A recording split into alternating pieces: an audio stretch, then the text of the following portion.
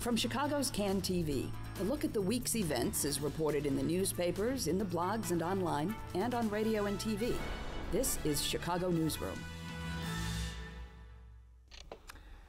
And hello again. Welcome to another edition of Chicago Newsroom. I'm Ken Davis. On this, our summer solstice edition of the program, the Trib's Mary Schmitz this morning pointed out that you have barely 90 days to get outside and enjoy the summer. So here we are, she says, day one, summer 2012, one shot. How are you going to use it?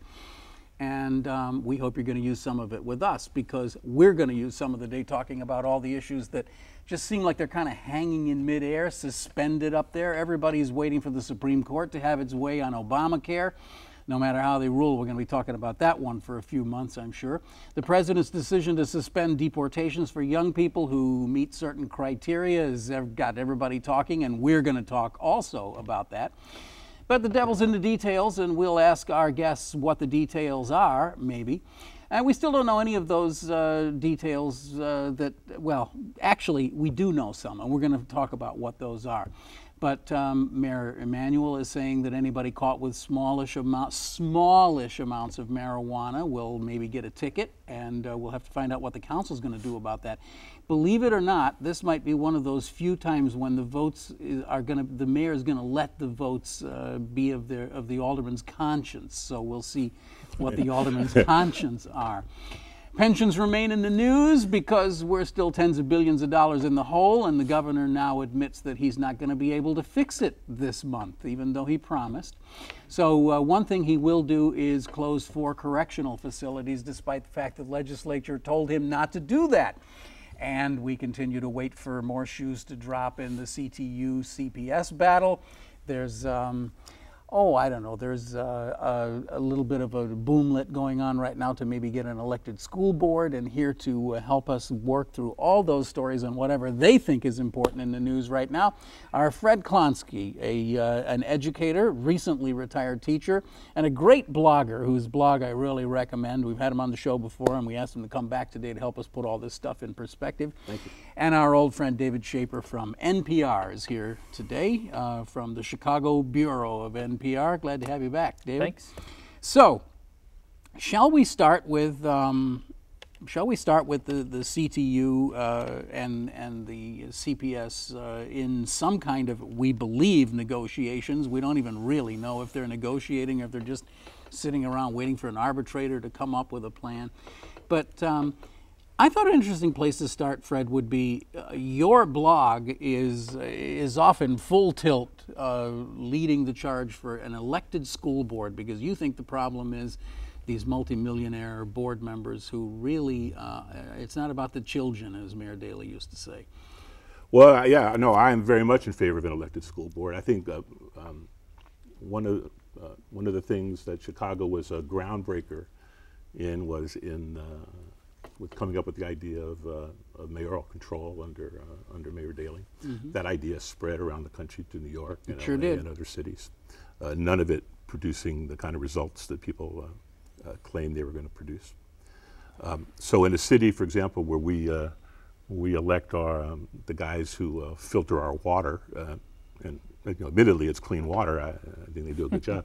It seems odd. Are you knocking the water reclamation district here? No, I have nothing but admiration for the water reclamation district. But it seems odd that we think it's a good democratic practice to elect our water filters, but the people who run our school board get appointed based on who they know and their relationship to the mayor. And you're exactly right in the case, for example, of Penny Pritzker. Our friend Matt Farmer gave a terrific speech at the rally on the 23rd of May at the auditorium to the teachers, in which he correctly pointed out that people like Rahm and people like Penny Pritzker, people who sit on the board, they send their kids to the lab school that have all the benefits that money can provide. Oh, I thought our kids went to Marshall High School. I was confused. and our kids get to go to a school in which the decisions around facilities, around curriculum, around the length of the day, and around the contract that teachers have to work under are decided by people who have no vested interest in the school system at all. And so I think there is a a movement now. In fact, I'm going to a meeting tomorrow night to go out and get petitions. Apparently, there's a system of precinct-based petition gathering to make an advisory proposal on the ballot in November to have a school board. And I think this is something that parents, since they already seem to be very supportive of the teachers in contract negotiations, I think would be receptive to the idea of having more direct control over the schools. Well, it's an interesting conversation because I have to say that my immediate reaction to that was, oh, great, so we're going to turn over the selection of the school board to Joe Barrios and Ed Burke and all the rest of the guys who decide who all our judges are. Well, yes and no. I mean, part of the democratic process means waging a battle against the machine. It's a battle we fought that you and I know about, going back all the way back to the election of Harold Washington. Harold Washington showed that you can, in fact, win against people like Joe Barrios and his daughter Tony Barrios, who happens to be my state representative, who we almost beat by 125 votes in the last election. So, of course, there's complications, and the electoral process doesn't guarantee that people you want or the people I want get elected.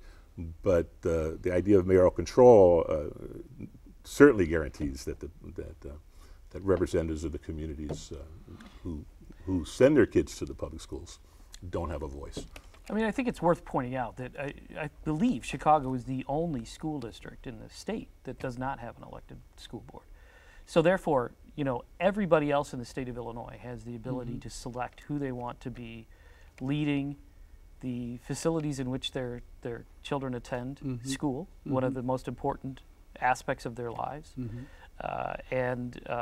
know, Chicago citizens have very little input. They have, I guess, input in their selection of aldermen who might have a little tiny influence over education policy. There's the election of the mayor. But otherwise that board is fairly insulated and fairly far removed. And if you look at the votes of the Board of Education, I don't know that there has been, I think WBEZ did actually investigate how far back you have to go to find a dissenting vote of any single board member from what the administration wanted, going back to, you know, Arnie Duncan and Paul Vallis before that, and Gary Chico, mayoral appointees who are carrying out the will of the fifth floor of City Hall. That to me is a little troubling, that there's not any dissension whatsoever. Not that you always want a fight in a school board locked up in fights that can't accomplish anything like Congress is, but still I think that there is a growing sense that the board is representing one person, the mayor, and not the views of all the parents. And I think to your point about whether or not it would be controlled by the same individuals who control judges, I think people would be much more engaged. You have much more greater interest groups, such as the teachers union, such as the other unions of school employees, such as parents and organizations like Pure and organizations that have gotten involved just recently in kind of fighting the longer school day, or at least trying to get involved in the process of how to structure a longer school day and how long that day should be. I think you'd see quite a few people be much more interested in their elected school board than in their elected judges. There certainly were lots and lots of people who were interested in and participated in the LSC process back when it was supported and not sort of like actively dissed by the system. But and obviously the local school councils at each individual school have had their powers eroded gradually by state legislation. I guess so. I certainly understand what you're saying, and I think there's tremendous argument to be made for it. The thing that always scares me, and I guess that means I'm scared of democracy, is that then you just get these very well-heeled special interest groups that want to, you know, I don't know, whatever it is. Maybe it's a religious agenda or whatever it is that they want a specific thing taught in the schools, and they'll run a slate of people to sit on school board to dictate what textbooks can be purchased or whatever it is. That's a real danger that I think is almost equal to the danger of having a bunch of disconnected billionaires on the board. But those aren't the alternative. I mean, it's not as if those moneyed interests are not present in the current situation.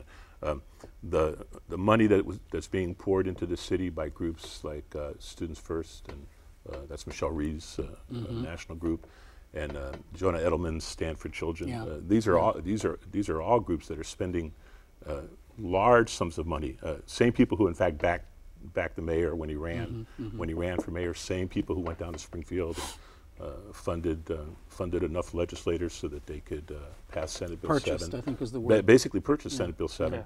So it's not as if Penny Pritzker is somehow not. I mean, she not only is following the dictates of the mayor, but she has economic ties to forces far beyond the city. To completely counter my own argument, what you have is a situation where the people who are affiliated with those very groups of people who have lots of money to spend are also affiliated with the mayor and his friend the president and his public relation company that he owns and everything else, and so they are also the people, and they just also happen to be the school board that gets to vote. So the situation is not good as it is. I think that there's legitimacy in the concerns raised by people who are worried about these outside groups influencing board school policy. And if you just look at a couple of things that have happened recently, just yesterday, I think there was an announcement of a creation of a venture capital fund for schools. Yeah. They're going to try to raise $10 million.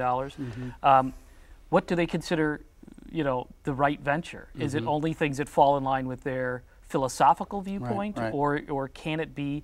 Could the union come up with a proposal that is worth of funding? There are legitimate questions about whether or not there's an agenda that is being funded with that fund. I think, David, I think that likewise, the private funding that is going to the principal merit pay bonuses. Well, what constitutes merit, and is it only if you fall in line with certain philosophical agendas? I think you're raising such incredibly important issues that for a long time I think we kind of looked the other way on this and sort of had this attitude of, well, isn't it great that the wealthy in our community, the fortunate people in our community are willing to put some of their money on the table to help the schools. That seemed like a good thing. And you never want to, especially in a situation like the Chicago Public Schools and the funding situation so many of them are in, look a gift horse in the mouth, really, because so many schools are still so underfunded. Right. And the schools have less and less control over how they can spend their money, as opposed to when local school councils were created. And you can argue the merits of whether or not schools, when they first got that control, really spent the money in the right places. Absolutely, and there were many cases where, but again, it's democracy. Some schools did, some schools didn't. Right. Well, anyway, it's an issue that is just beginning to bubble to the surface now, thanks to you, Fred, and others who are raising this issue of an elected school board. So, do you seriously think there's a prospect that it might actually get on the ballot? Well, I think there's a prospect that an advisory proposal will be on the ballot. I don't think it'll be on the. I'm not sure. I don't really know what the rules are in terms of changing. But you're just sort of like raising the alarm. But I think it's all part of the discussions that are now going on because of what the CTU has been able to raise in the context of what are normally financial issues when you engage in collective bargaining.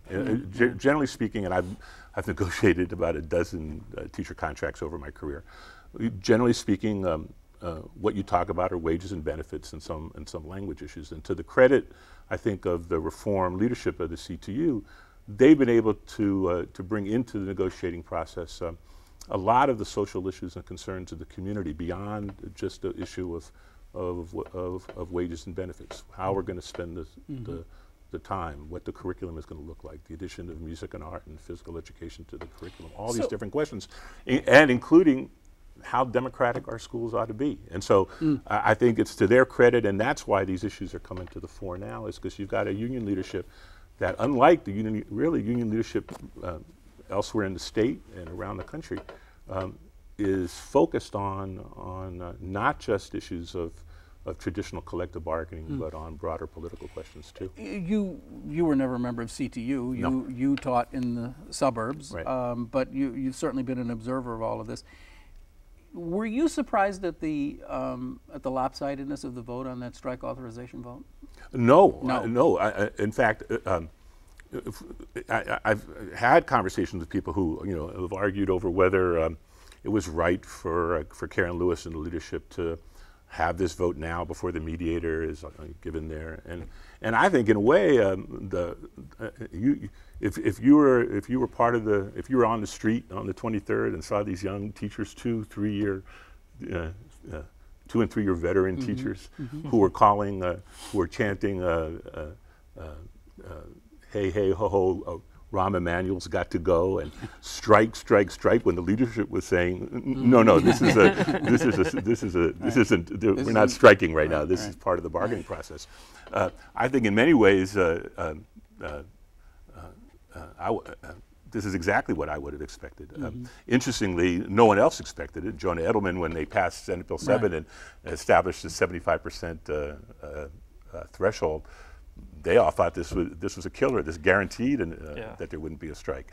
I said on last week's show that anybody who's interested in issues enough that they watch this show, you've got to go online and watch that Jonah Edelman tape. It's an amazing piece of video. Yeah, yeah. So he was. So his. I'm sorry. Yeah. Well, just at that conference in Colorado, was it? Yeah. Okay. Sorry.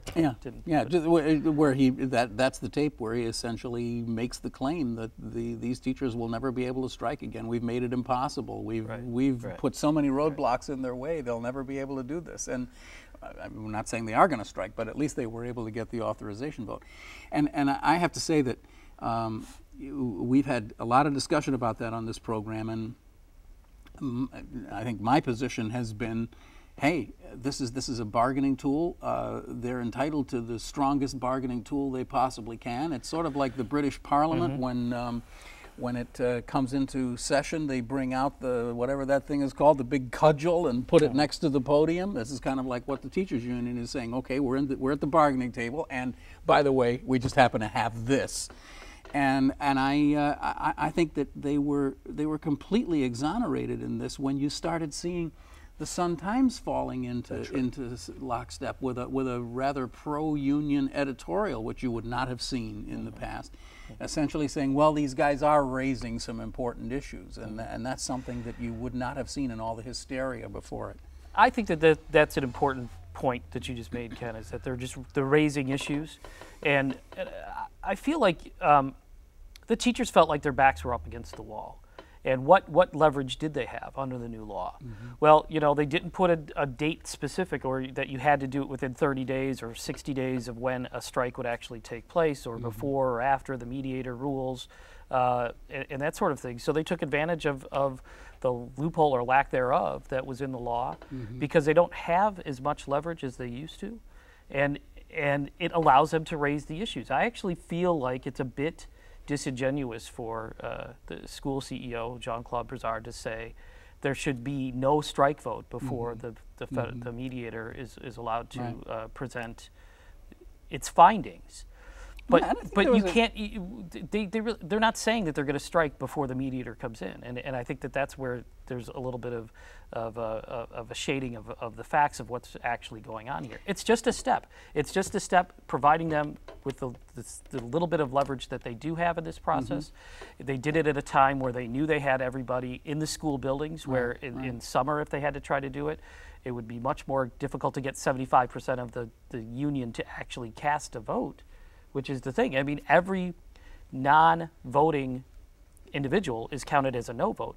That's the kind of the missing thing about the whole law. It's not just 75% of those who vote. It's 75% of the membership. That's right. I mean, if the mayor's numbers when he got elected used that same criteria, I think he would have got 21% of the vote. I mean, this is the only election in the world in which the percentage of the vote in favor of something is counted on the basis of all the teachers that exist, rather than on those that vote. That's such an important point that has been so lost in this discussion. I mean, that's a very good example. Let's say, for example, that the mayor, in order to be elected, had to get 51% of all people in the city of Chicago to vote for him. That's right. Right? It doesn't matter whether they vote or not. Eligible voters. Well, okay. Anyway, the point is made. I want to try to get us moving on to the other. As I said, I just have this kind of feeling of like these cumulonimbus clouds hanging over us here this week. It's not raining, but boy, it sure looks like some stuff is going to happen. A lot of news that's about to happen in the next few days. We have this issue of pensions in the state, and the governor admitting that he doesn't really know how they're going to come up with this $60 million, and shifting the burden of teachers' pensions, or government pensions, back to the local municipalities doesn't seem to be getting any traction. We also want to talk, before we go off today, a little bit about both Mayor Emanuel's decision on marijuana tickets and about the immigration policy. Since the immigration policy is the newest thing that's hit us, and Fred, you're a teacher. I don't know if you had a lot of kids in your school who might or might not have been undocumented, but I don't know. You don't know? Well, because there Exactly. you go. That's the right answer, isn't it? But I wonder if you can just, absolutely no one knows how this is going to really affect anybody. I mean, it's just a complete mayhem right now. Nobody's able to really put a focus on it. But tell me, from your perspective as somebody who taught in the classroom for 40 years, what is the impact of this going to be on young people? Well, I'm not sure what the impact will be. What I know is that it was the right thing to do. It was clearly the politically smart. No question, it was a political thing move to do. Right. They claim it as the politically correct. I mean, the Obama people claim it as the politically correct thing to do. Those who are concerned about immigrant rights in Congress, like my Congressman Luis Gutierrez, says it's the right thing to do. And I think as a part of a plan to decriminalize immigration generally, I think it's a good first step. I think for students young people who come to the United States, brought to the United States by their parents, that sit in our classrooms, go to our schools, to suddenly round them up and send them home. There was an article in the New York Times yesterday morning about a young kid who's in a Mexican school, born and raised in the United States, speaks very little Spanish. His cultural knowledge is a knowledge of a young American kid, and it was now forced back into Mexico. So its impact. I mean, you can ask what is it like for a child in my classroom, but also the question is what does it do to the kids that are being rounded up and sent back to lives that they have no real connection to. So it's good. I think it's good on several counts, and if it means that Obama gets a leg up in among Latino voters, good for him. To me, it's a lesson for all the groups that have some claims on Obama's 2008 victory. Cash those checks. The reason, exactly, cash a check. If the Latino community was able to get him to take a stand on this because he's concerned about their votes, great. If the gay and lesbian community has pushed him into taking a good stand on same-sex marriage, good for them. If teachers, I think teachers, in fact, need to make a larger stink to get what was promised to us in 2008. This has not been a pro-education president.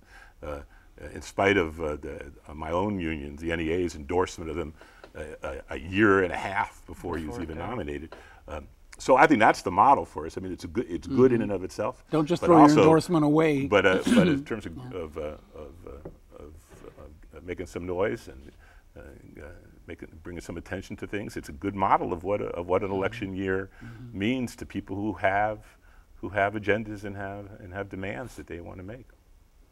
I think that there's a lot of, just from what I've read, interviews I've seen on TV and heard on the radio, and there's a lot of young people breathing a sigh of relief because they didn't know. The uncertainty that hung over their heads was quite, I don't want to say debilitating, but I think it was just it made it difficult for them to move forward with their lives and know, to think that you could play by the rules, do everything right, study hard, work hard, even get into college and get a good job and still face the prospect of deportation when you're a contributing member of society. And a benefit to this country is a shadow that I think a lot of young people were just really sick and tired of having. And the fact that there's been no movement in I don't know how many years on a broader sort of immigration reform package underscores how uncertain a lot of lives have been. They've been living in this realm of uncertainty. So I think that to the extent that it does provide some measure of reassurance to those people, that's good. I don't think everybody is clear of the details and how it's going to trickle down to them, and if they can really fully exhale. But it seems like. As the president said, that the right thing to do for a significant number of people. Beyond that, is it just a placating sort of political move by the president to buy some time? I think there are legitimate questions to be raised about the motives. Just like what he did with gay rights recently and other issues. Right. You can't ignore the fact that we're just a few months now away from an election. Well, I mean, I think there's a sort of this larger issue that to me is so critical, and it's how we've lost sight of the fact that this is the fundamental description of what America is. It's young people who come here and want to be of us and want to make this a better country, and we say no. You got to go anyway. Which has always been. I mean, we've always been this land of opportunity, and we've generations and generations and generations. And we've also always had the dichotomy of saying send those people home. It's not or of marginalizing these people to ghettos of whatever color, creed, ethnicity, or whatever. So. Fred, we're down to our last minute here, and I want to have you, I know it's ridiculous to try to sum this up in a minute or so, but the pension situation in Illinois is so dire, and the governor thought that he was going to have a deal, but he didn't, and one of those parts of that deal was shifting the burden of paying for public service or pensions off to the municipalities, which seems to me to be, at least in theory, a good idea. If you've got these people, you should pay for them. It's a terrible idea. Well, I'm saying in theory. Well, here the practical, because you only have... Yes, take it away. Let me talk fast, as if I don't already do that. The reason why this would be a disastrous approach, because it would mean that for most school districts in the state, hundreds and hundreds of school districts in the state are already on financial watch. They don't have any money, and so to put the additional pension responsibility, a constitutionally guaranteed pension responsibility, on local school districts will mean, in a practical sense, no teacher in the state of Illinois will ever see a pay raise again, because all their money will be spent on pensions. The 800-pound banker in the room is the issue of revenue. It's the one that the legislature won't address, the media won't address. The solution to the pension problem is a revenue problem. They can keep trying to cut away at teacher benefits, but it's not going to work. It's not going to work. And I'm sorry that has to be the last word. We have a bunch more things, but we'll pick them up the next time, okay? A really interesting discussion today. Thanks so much, very much. Thanks you both for being with us. You've been watching Chicago Newsroom. It's a community service of CAN TV, and of course, you can watch us right here on CAN TV. You can also find us here on cable, but you can see you can join the podcast, and you can watch it anytime by looking at this address that's right down below us on the screen here. So we hope you'll keep watching us and checking us out, because that's what we're here for. I'm Ken Davis, thanking David Schaper and thanking Fred Klonsky for being here on the show today. My notes said Jonah Edelman, and I thought, no, he's not on the panel. I'm Ken Davis. Thanks for joining us. We'll see you next week here on Chicago Newsroom.